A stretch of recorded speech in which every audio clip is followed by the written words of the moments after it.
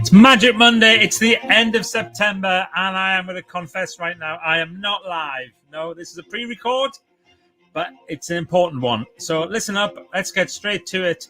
I'm going to do a bit of this, and then we're going to get started.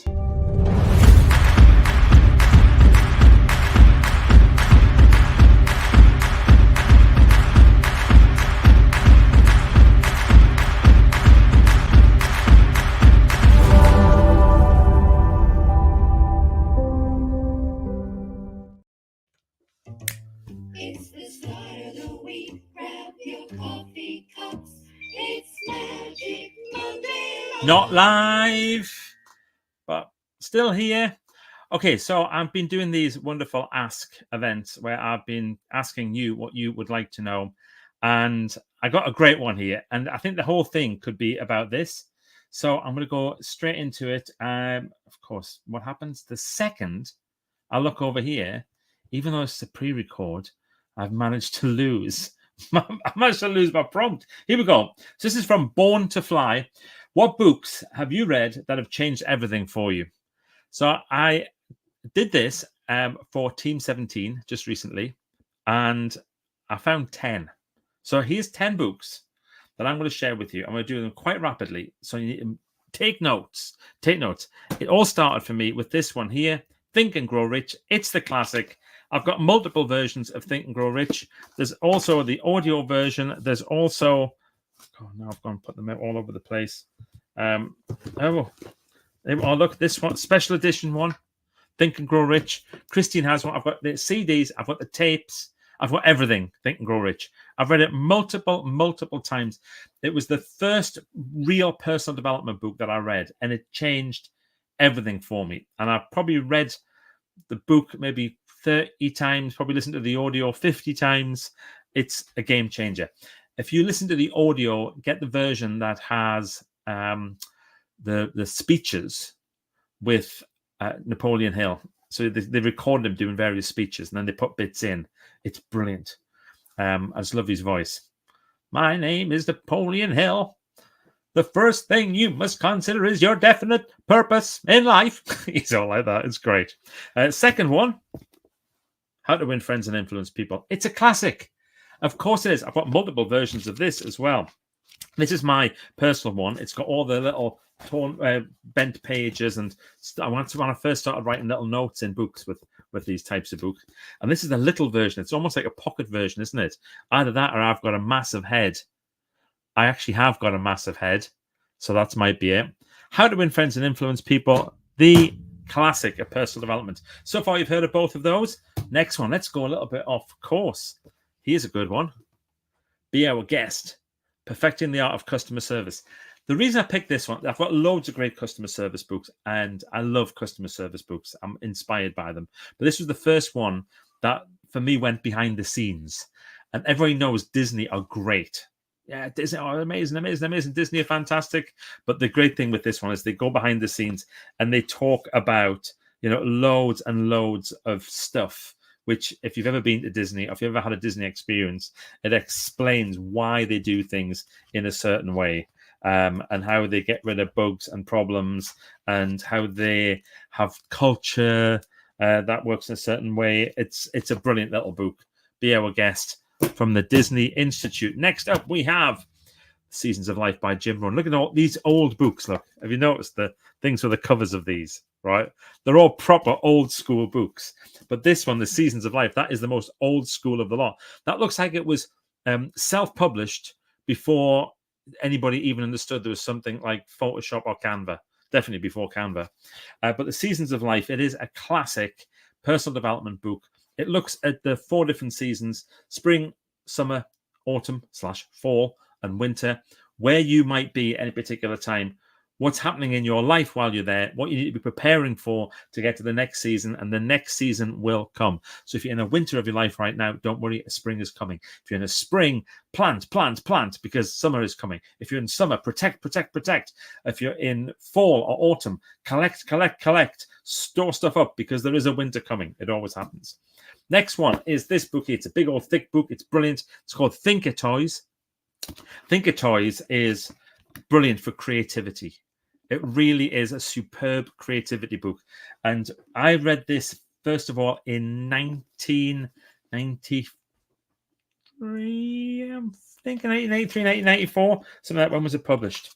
Suddenly, when I do this, I have to check to make sure that I haven't just made something up. And I read it before it was actually published. So when was this first published? It's not going to tell me, is it? No. Oh, there we go. 1991. Yes, so it was about 1993 when I read this. You got to check. You got to check. And I keep going back to it. It's brilliant. It really is brilliant. Next one is this book here, Unique Ability. So this is about focusing on what you do uniquely well. And it's based on the work of Dan Sullivan. But here's how good Dan Sullivan is. He got somebody else to write the book because he doesn't think it's his unique ability. His unique ability is thinking of the ideas, and he gets other people to do everything. And recently I looked at this again. I thought, wow, I need to focus back on my unique ability. And there it is. There's a nice message in the front there from Dan. And it says, to Michael, there are two things in life: discovering your something and something. Keep developing. I can't read his handwriting. I may put a scan of that up here so somebody can actually decipher it. But I was very fortunate to speak at an event with Dan, and he explained why he didn't write the book, and I loved it. It's absolutely unique ability. Next one, Frames of Mind by Howard Gardner, The Theory of Multiple Intelligences. Now, we all now know about multiple intelligences, don't we? That you're not thick because you just can't add up or you can't spell or something like that, because you've probably got other intelligences as well. And this is the book that backs up the research that shows why this is the case. And I met Howard Gardner at the World Thinking Conference in Singapore. And it was brilliant because he's one of these people who knows all the theory, knows everything about it, but really lacks interpersonal skills as one of his intelligences. And I'm sorry if you're watching this, Howard, but I remember the reception where I met you, and I went along and I was so enthusiastic. I was like, great to meet you. I think he's Professor Gardner. Is he Professor Gardner? Might be. Pleased to meet you, Professor Gardner. Yes, he is. And he was like, oh, yeah, it's nice to meet you too. And I started talking about the book, and he suddenly goes, well, what do you think of the conference? I was like, oh, yeah, conference is great. And then he shuffles off somewhere else. Somebody else came along and started talking about something all animated, all excited. And he goes, what do you think of the conference? And every single person around the room, that's all he did. What do you think of the conference? Maybe that's a secret power. I don't know. But this was great because when I was first starting to work in schools and starting to teach teachers, we used to really focus on this type of stuff, on teaching teachers the theory of multiple intelligences. The next one is this book here. It's called Jacob the Baker. Peter Field, who was my first proper coach, the first person who I paid to do coaching with myself, and he went to do coaching with myself and Christine. It was brilliant.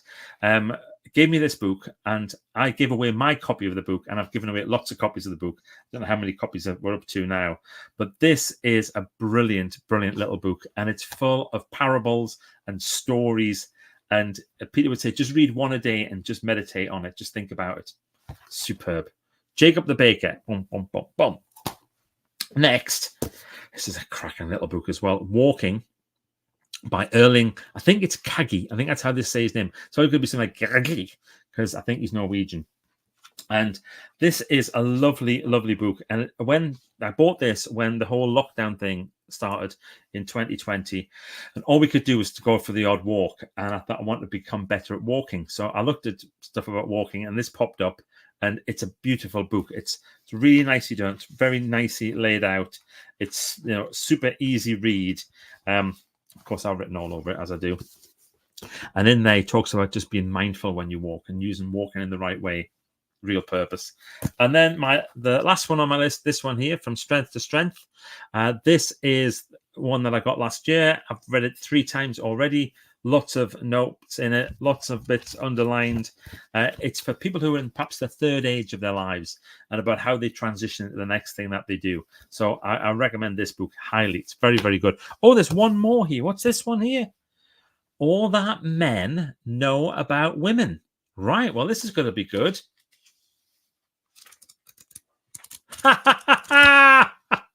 When I was hunting out the books today, I was reminded of this one. Yeah, that's a fun one, isn't it? So all that men know about women. There you go. Boom, boom. I hope you've enjoyed that. This is my ask for Monday, the 30th of September. Apologies that I'm not here live. I am elsewhere and unable to do it, but I thought I would still record something and post it for you. We'll see you next week when I will definitely be here for you live for another ask with a Magic Monday. Bye.